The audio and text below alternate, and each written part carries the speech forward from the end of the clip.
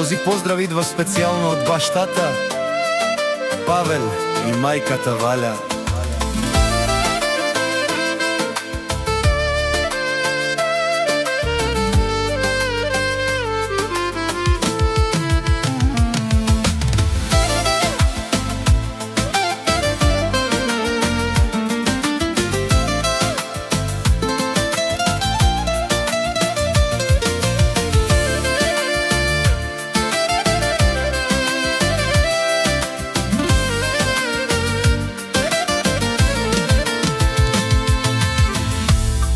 Тази песен е направена специално за Росица, която е родена на 16 ноември 2022 година.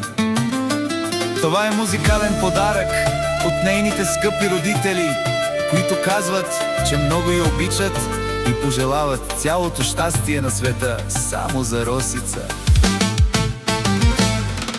Росица, обич моя,